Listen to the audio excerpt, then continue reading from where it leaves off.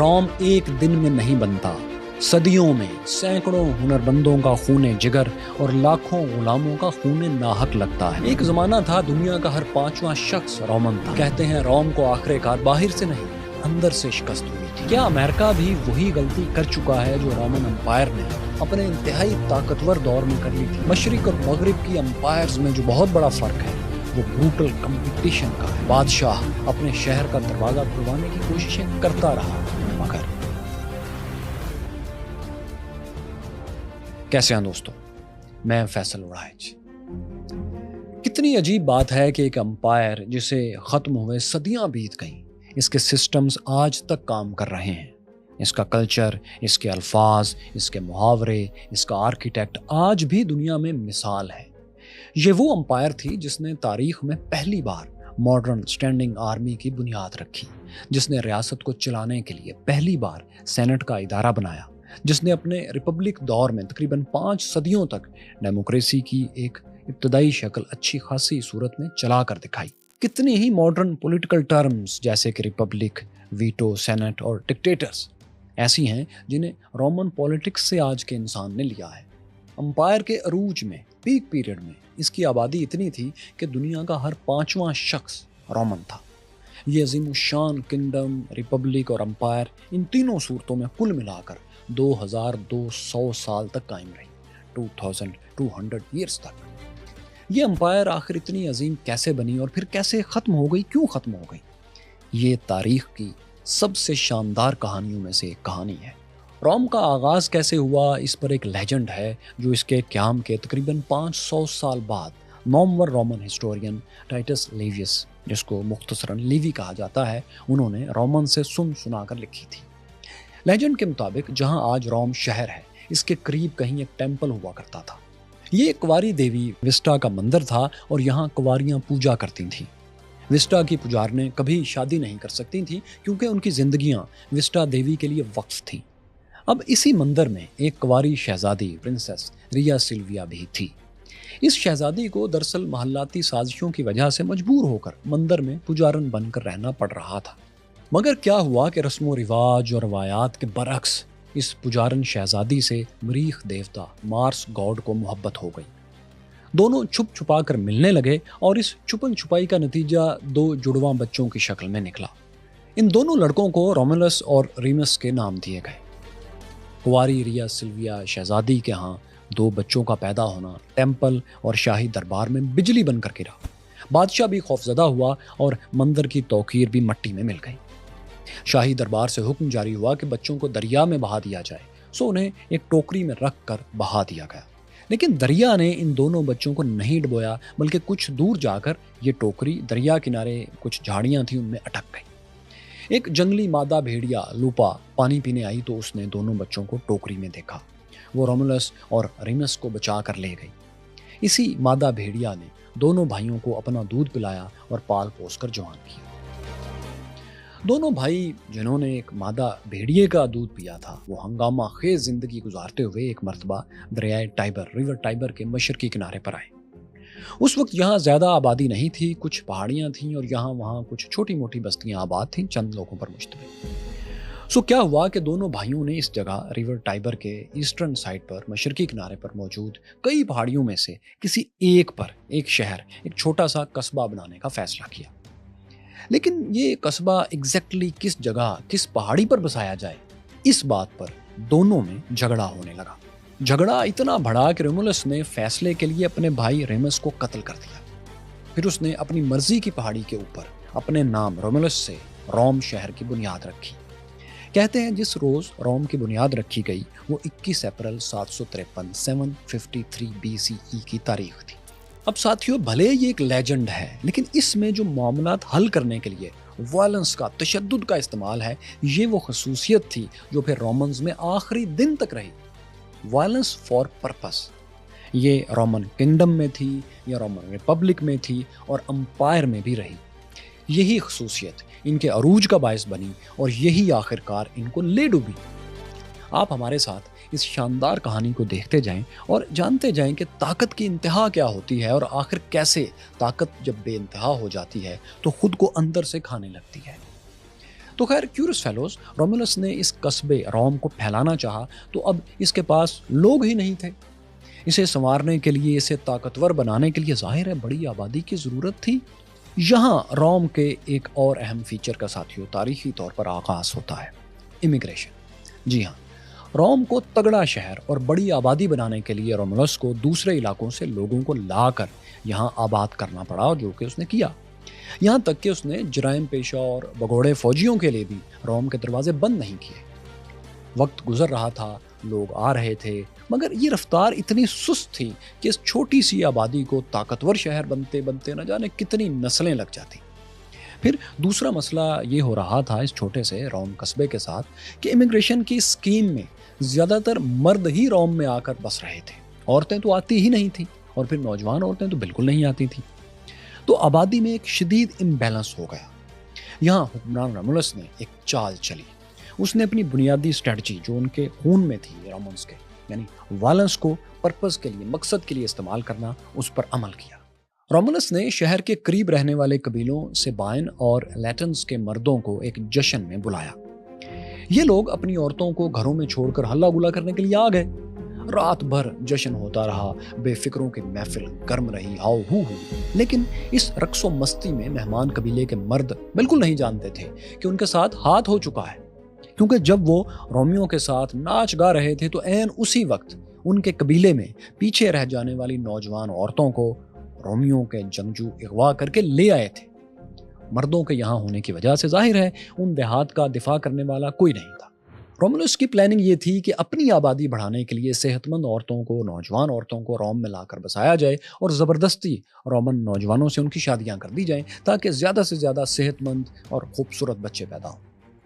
صبح جب مہمان قبیلے کے مرد پارٹی کے بعد واپس اپنے علاقوں میں پہنچے تو پیچھے ماتم بپا تھا۔ ان کی عورتیں اٹھا لی گئی تھیں۔ مردوں نے روم میں آ کر دہائی دی کہ یہ ہمارے ساتھ کیا ہو گیا، لیکن ظاہر ہے ان کی کس نے سننا تھی۔ دیہات والوں نے جمع ہو کر بدلہ لینے کا ایک پلان بنایا۔ کئی ماہ انہیں تیاری میں لگ گئے اور اس کے بعد جب وہ روم سے جنگ کرنے کے لیے قصبے کے باہر پہنچے تو 9 یا 10 ماہ کا وقت گزر چکا تھا، یعنی اب دیر ہو چکی تھی۔ جن عورتوں کو اغوا کیا گیا تھا ان میں سے کئی مائیں بن چکی تھیں اور کچھ بننے والی تھیں۔ چنانچہ جب جنگ کا وقت آیا، دونوں فورسز آمنے سامنے آئیں تو رومیوں نے انہی قبیلوں کی پریگننٹ اور دودھ پیتے بچوں کی مائیں حملہ آور لشکر کے سامنے لا کر کھڑی کر دی۔ ان عورتوں نے خوف سے اور کچھ نے اپنے بچوں کی خاطر اپنے سابقہ قبیلے کے مردوں کی منت کی کہ وہ جنگ نہ کریں بلکہ صلح کر لیں، ورنہ ہم سب اور ہمارے بچے مارے جائیں گے۔ بلکہ انہوں نے یہ بھی آفر کی کہ وہ بجائے روم کو فتح کرنے کے اس میں آ کر بس کیوں نہیں جاتے، اس طرح وہ بھی طاقتور ہو جائیں گے، ان کی لڑکیاں بھی ان سے دور نہیں رہیں گی۔ اس آپشن پر حملہ آوروں میں پھوٹ پڑ گئی۔ کچھ لڑائی پر ڈٹے رہے اور کچھ نے صلح کی بات کرنا شروع کر دی۔ غالباً یہ وہ لوگ تھے جن کی عورتیں اغوا نہیں ہوئی تھیں، کیونکہ آفر تو ظاہر ہے بری نہیں تھی۔ روم ان کے اپنے دیہات کی نسبت قدرے بہتر اور منظم شہر تو تھا۔ اس پر معاہدہ طے پا گیا، ایگریمنٹ ہو گیا اور یہ لوگ روم میں آ کر بس گئے، رومنز بن گئے۔ روم کی آبادی بھی بڑھتی گئی اور روم کا کلچر بھی مختلف کلچرز مکس ہونے سے ایک نیا رنگ اختیار کرنے لگا۔ لوگوں میں اپنے فائدے کے لیے مختلف کلچرز کو برداشت کرنے کا حوصلہ پیدا ہونے لگا۔ دوستو، روم مختلف آبادیوں اور قصبات پر حملہ آور ہوتا رہا اور انہیں اپنے اندر شامل کر کے اپنا ایریا اور اپنی آبادی بڑھاتا چلا گیا۔ جب اس کی آبادی 2 اور 5 ہزار کے درمیان کہیں تھی تو بھانت بھانت کے قبیلوں اور گروپس کو جوڑنے کے لیے رومولس نے ہر قبیلے کے ایک فرد کو باقاعدہ سرکاری سطح پر سردار کا درجہ دینا شروع کیا۔ اس سردار کو پاتر کہتے تھے، جس کا لفظی مطلب تھا باپ، فادر۔ رومولس نے ان تمام پاتروں کو اپنا نائب بنا کر انہیں مشورے کے لیے ایک ادارے میں جمع کر لیا اور اس ادارے کو سینٹ کا نام دیا گیا۔ رومن سینٹ کے اراکین کو سینیٹرز کہا جاتا تھا، اگرچہ وہ قبیلے کے سردار بھی ہوتے تھے اپنے اپنے قبیلے کے، لیکن ان کی الگ سے بطور سینیٹر بھی ایک پہچان اور عزت بننا شروع ہو گئی۔ کچھ عرصے کے بعد قبیلوں میں سینیٹرز کو منتخب کرنے کے لیے ووٹنگ بھی ہونے لگی۔ یہاں سے رومنز میں ڈیموکریسی کا ایک ہلکا پھلکا کلچر جنم لینے لگا اور یہ لوگ منظم ہونے لگے، ایک ترتیب آنے لگی، کیونکہ الیکشنز کے لیے اب گنتی کی ضرورت ہر بار پڑتی تھی۔ رومنز نے پہلے تو اپنے تمام قبیلوں اور ان کے لوگوں کو گنا، کاؤنٹ کیا۔ پھر رومنز کے تمام مذاہب، جتنے بھی وہاں لوگ تھے، ان تمام کے مذاہب اور ان کے دیوتاؤں کو، دیوی دیوتاؤں کو شمار کیا۔ ان سب دیوتاؤں، مذاہب اور عقائد کو اگلی کئی صدیوں میں پھر وقت گزرنے کے ساتھ ساتھ صرف رومن گاڈز ہی کہا جانے لگا، حالانکہ شروع میں یہ مختلف قبائل کے الگ الگ دیوی دیوتا تھے۔ یعنی روم میں کامیابی سے کلچر بلینڈنگ ہونے لگی تھی، تہذیبیں ملنے لگی تھیں۔ یہ بلینڈنگ، یہ ان کا ملنا اس وقت اور مضبوط ہوا جب رومنز نے پہلی بار سال کو 12 مہینوں میں تقسیم کیا اور ہر مہینے کا نام اپنے اندر موجود فیسٹیولز اور دیوی دیوتاؤں اور مختلف مذاہب کے تہواروں پر رکھا یا پھر اپنی گنتی کے حساب سے رکھا۔ جیسا کہ انہوں نے شروع میں 10 ماہ کا کیلنڈر جو بنایا تھا، 12 کا نہیں 10 کا، اور مارٹیس مارس گاڈ کے نام پر ایک مہینے کا نام رکھا، وہی جسے ہم تھوڑے مختلف تلفظ کے ساتھ اب مارچ کہتے ہیں۔ اکتوبر آکٹا سے یعنی 8واں مہینہ ان کا تھا۔ جنوری اور فروری بعد میں شامل ہوئے اور مہینے 12 ہو گئے، تو یہ اکتوبر بھی 10واں ہو گیا، لیکن نام اس کا آج بھی رومن گنتی میں 8واں مہینہ ہی ہے۔ جنوری جینس گاڈ کے نام پر اور فیبروری ایک تہوار فیبورا کے نام پر رکھا گیا تھا۔ یہ سب کچھ دوستوں رومن شہر کے قیام کے پہلے 100 سال میں ہو چکا تھا، یعنی 4 صدی BCE تک، 4th century BCE تک۔ تب تک روم کی آبادی 3-4 ہزار کے لگ بھگ ہو چکی تھی، جو کہ اس دور کے حساب سے ایک اچھا خاصا بڑا قصبہ یا شہر بنتا تھا۔ بائی دا وے ساتھیوں، ان مہینوں کے ناموں میں وقت کے ساتھ تھوڑی بہت تبدیلی ہوتی رہی ہے، مگر کم و بیش یہ 12 ماہ کا سٹرکچر آج تک برقرار ہے۔ اس سب سے روم کے اندر کلچرز مکس ہو رہے تھے، ان میں اتحاد پیدا ہو رہا تھا، لیکن ساتھ ہی رومنز اپنے ارد گرد کے تمام علاقوں سے زیادہ منظم اور زیادہ طاقتور قوم بھی بن رہے تھے۔ لیجنڈ کے مطابق رومولس سمیت وقفے سے 7 بادشاہوں نے روم پر حکومت کی۔ ان تمام کے دور میں روم کو جہاں جو پسند آتا وہ اسے لے لیتا، خرید لیتا، اور اگر یہ دونوں باتیں ممکن نہ ہوتیں تو چھین لیتا، قبضہ کر لیتا۔ وائلنس فار پرپس رومن رگوں میں خون کی طرح دوڑنے والی سرشت رہی۔ روم گاؤں سے قصبہ بنا، قصبے سے شہر، شہر سے امیر شہر، اور امیر شہر سے طاقتور کنگڈم بنتا چلا گیا۔ اب اس میں حکمران بادشاہ ہوتا تھا، مگر یہ ہو نہیں سکتا کہ کسی گروہ کی سرشت میں تشدد، وائلنس شامل ہو جائے اور اپنے اس سے محفوظ رہیں، ایسا ممکن نہیں۔ آخر رومنس نے بھی تو اپنے بھائی کو قتل کر کے ہی شہر کی بنیاد رکھی تھی، یعنی اپنے تو شروع سے مر رہے تھے۔ کیا ہونے لگا کہ ایک کے بعد ایک رومن بادشاہ دوسرے کی جگہ لینے کے لیے بروٹل وائلنٹ ٹیکٹکس، انتہائی پرتشدد طریقے استعمال کرنے لگا۔ یہ بادشاہ رومن شہریوں پر اپنی مرضی بھی مسلط کرتے تھے اور اس کے لیے انتہائی حد تک جاتے تھے۔ چھٹے رومن بادشاہ کنگ سرویس کے خلاف اس کی ایمبیشس بیٹی اور اس کے شوہر تارکوینس سپربس نے ایک سازش تیار کی۔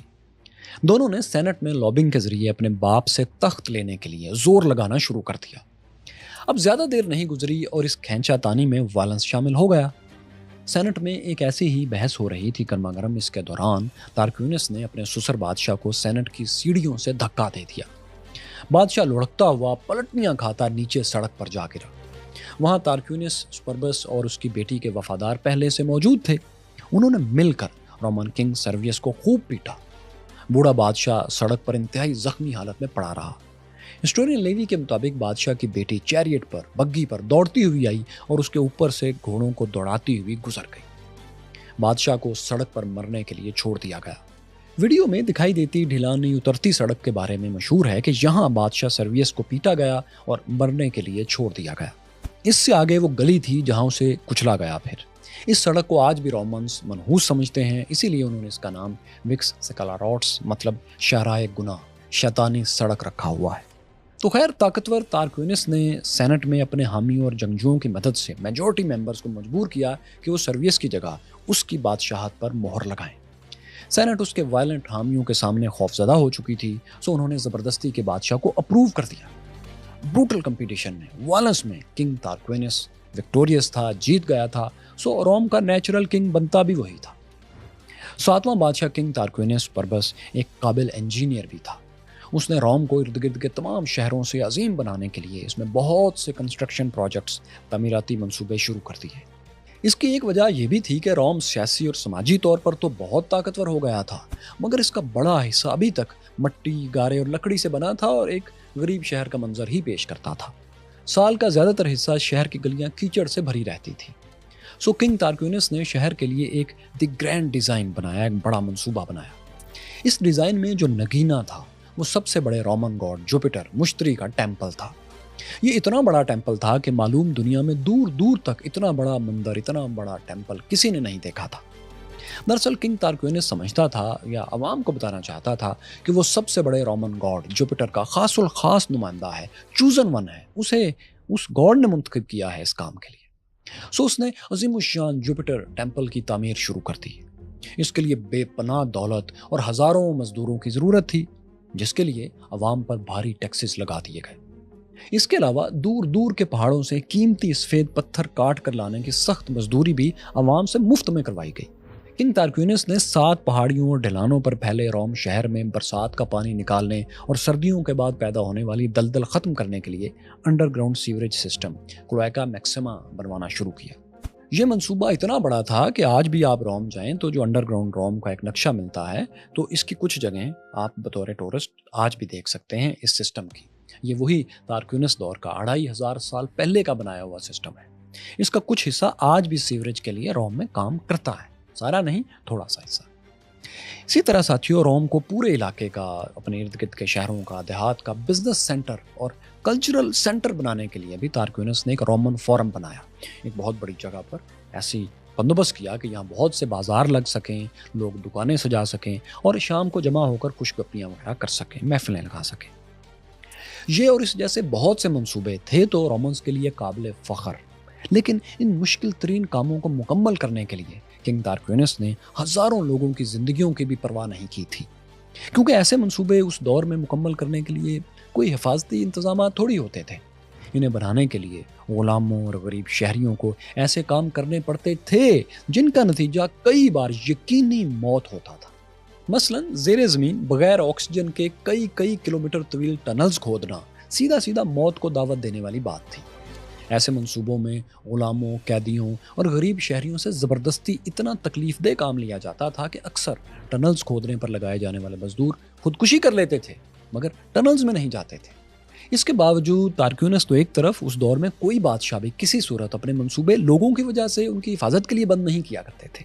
उनके एम्बिशंस और एरोगेंस उसी तरह कायम रहती थी जैसे कुछ हुआ ही नहीं। बल्कि इसको, किंग तार्क्विनिस को तो ख़ास तौर पर तारीख में तार्क्विनिस द एरोगेंट के नाम से याद किया जाता है। आज रोम में किंग तार्क्विनिस दौर की यादगारें, रोमन फोरम और क्लोएका मैक्सिमा यूरोपियंस के लिए अपनी शान शौकत का सामान तो हैं, मगर साथ में ये भी याद रखना चाहिए कि ये सब किस कॉस्ट पर किया गया था। जमुना के किनारे आगरा में साहिर लुधियानवी ने संगे सफ़ेद के दमकते ताजमहल को देखकर जो कहा था, बिल्कुल वही ऐसी तमाम तारीखी यादगारों के लिए दुरुस्त है कि ये इमारात व मकाबिर, ये फसीलें, ये हसार मुतलकुल हुक्म शहनशाहों के अजमत के सतून, सीना दहर के नासूर हैं, कोहना नासूर, जज्ब है इनमें तेरे और मेरे अजदाद का खून। खैर, 7वें बादशाह किंग तार्क्विनिस के 25 साला दौर में रोमन्स जुल्म और सितम और टैक्सेस की भरमार से तंग आ गए।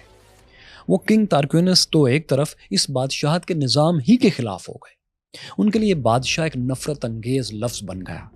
पुरानी लैतिन में, रोमन में बादशाह के लिए रेक्स का लफ्ज़ इस्तेमाल होता था। सो अब ये लफ्ज़ रोमन्स अपने दुश्मनों की तहकीर के लिए, इंसल्ट के लिए इस्तेमाल करने लगे।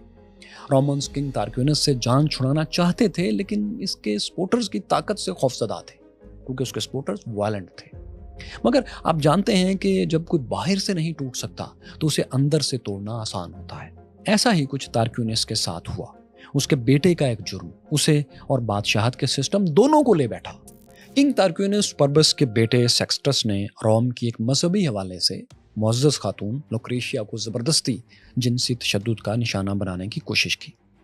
जब लुक्रेशिया ने मुज़ाहमत की, उसको रोकने की कोशिश की, तो सेक्सटस ने धमकी लगाई। उसने कहा, अगर तुम सीधी तरह नहीं मानोगी तो मैं तुम्हें और तुम्हारे स्याफाम गुलाम को कत्ल करके यहीं फेंक दूंगा। फिर तुम दोनों पर खुफिया ताल्लुकात का इल्ज़ाम लगाकर तुम्हारे ख़ानदान को जलील करूंगा कि एक बड़े ख़ानदान की औरत एक गुलाम के साथ ऐसा और वैसा कर रही थी। लुक्रेशिया ने खौफजदा होकर मुज़ाहमत छोड़ दी। जब सेक्सटस चला गया तो टूटी हुई लुक्रेशिया ने 3 लोगों के सामने अपनी दुख भरी कहानी रखी। ये 3 लोग उसका शौहर, उसका बाप और ब्रूटस थे, और इन तीनों में ब्रूटस मरकजी किरदार था। वो यूं कि ब्रूटस किंग तार्क्विनिस परबस का भतीजा था, उसी खानदान से था। रोम के तख्त की लड़ाई में, पावर गेम में, तार्क्विनिस ब्रूटस के सगे भाई को कत्ल कर भी चुका था, बड़े भाई को। सो उसके बाद से ब्रूटस एलीट फैमिली का मेंबर होते हुए भी बहुत लो प्रोफाइल रहता था। بلکہ وہ خود کو احمق سا نہ سمجھ سا ظاہر کرتا تھا تاکہ کوئی اسے بادشاہت کا خواہشمند سمجھ کر، پاور پلیئر کا ایک کھلاڑی سمجھ کر مارنے کے لیے نہ نکل کھڑا ہو، جیسے کہ اس کے بڑے بھائی کو مار دیا گیا تھا۔ بلکہ اس کا نام بروٹس پڑا ہی اس لیے تھا کہ پرانی لیتن میں اس کا مطلب تھا سست، کاہل، احمق، اس طرح کا انسان، تو اسی وجہ سے اس کو بروٹس کہا جانے لگا۔ تو خیر یہی بروٹس مذہبی والے سے لوکریشیا کو بہت اونچے مقام پر دیکھتا تھا، اس کی بہت قدر کرتا تھا، ان کے خاندان سے اسے عقیدت بھی بہت تھی۔ تو جب لوکریشیا نے اس کے سامنے یہ سب کچھ بتایا کہ اس کے ساتھ بادشاہ کے بیٹے نے کیا کیا برا سلوک کیا ہے، تو بروٹس کا خون کھول اٹھا۔ پھر مزید یہ کہ اپنی کہانی ختم کرنے پر دکھیاری لوکریشیا نے اچانک اپنی چادر سے ایک خنجر نکالا اور اپنے دل کے عین اوپر رکھ کر پورے زور سے دبا دیا۔ بروٹس نے لپک کر جلدی سے خنجر اس کے سینے سے کھینچا، لیکن تب تک خنجر دل کا خون کر چکا تھا۔ بروٹس نے مہربان خاتون کی یہ حالت دیکھ کر قسم کھائی کہ وہ بادشاہ سے اپنے بھائی اور لوکریشیا کا انتقام اس طرح لے گا کہ نہ تو تارکیونس رہے گا اور نہ ہی آج کے بعد کبھی کوئی بادشاہ آئے گا۔ لوکریشیا مر گئی اور روم میں بغاوت کو بروٹس نے لیڈ کرنا شروع کر دیا۔ یہ 509 BC کی بات ہے اور یہاں سے روم کے پہلے دور یعنی رومن کنگڈم کے خاتمے کا آغاز ہوتا ہے، the beginning of the end۔ یہ وہ وقت تھا جب روم کی آبادی 20 سے 30 ہزار تک پھیل چکی تھی۔ اچھا خاصا بڑا شہر یہ بن چکا تھا۔ لوگ عمومی طور پر بروٹس کے خیالات کے حامی بھی ہو چکے تھے۔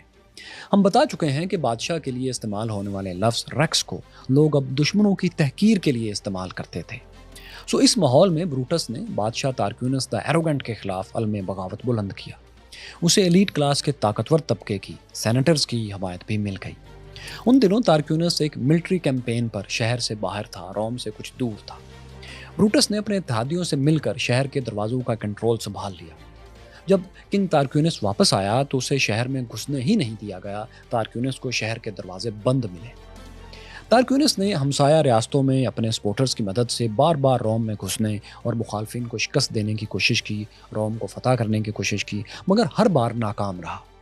بروٹس جس کے بھائی کو مارنے کے بعد تارکیونس نے اسے احمق، نیم پاگل سمجھ کر چھوڑ دیا تھا، اسی نے نہایت خوبصورتی سے طاقتور بادشاہ کو پوری گیم سے آؤٹ کر دیا تھا، بغیر قتل کیے۔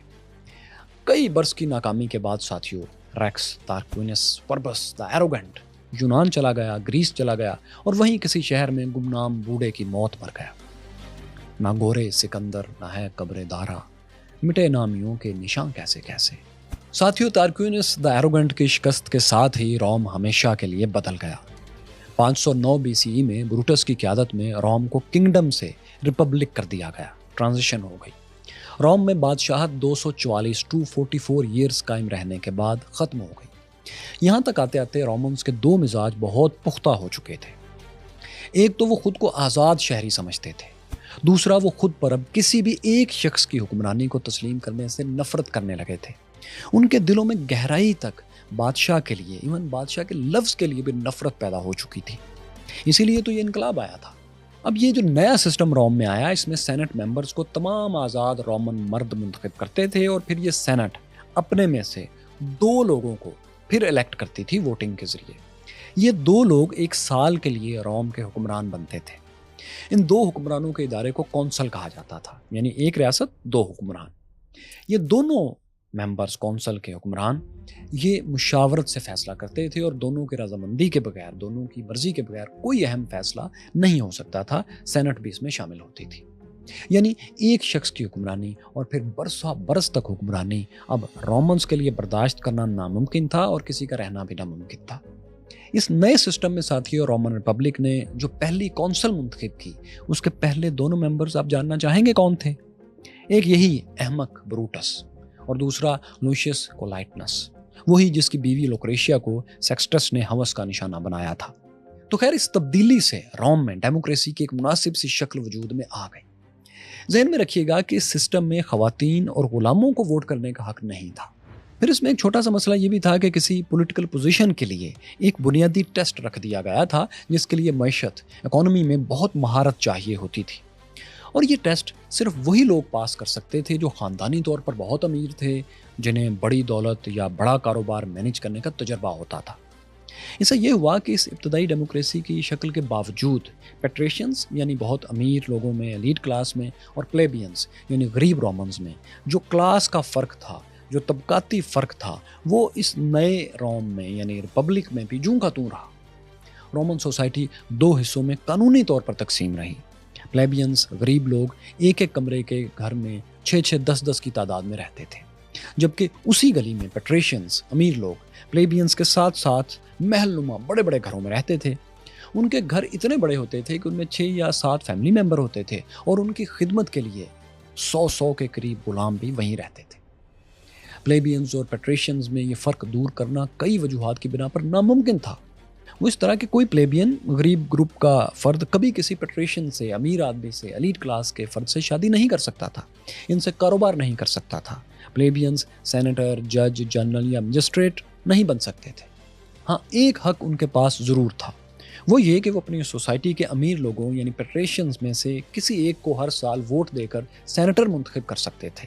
بالکل ایسے جیسے ہمارے ہاں قریب ہو چکا ہے کہ عام لوگ ایلیٹ کلاس کی لڑائیوں میں اپنی مرضی کا ہیرو چن لیتے ہیں اور سمجھتے ہیں کہ ایلیٹ کلاس کا فرد ہماری لڑائی لڑ رہا ہے، حالانکہ وہ پیٹریشنز کی آپسی سیاسی چپکلش کھینچاتانی ہوتی۔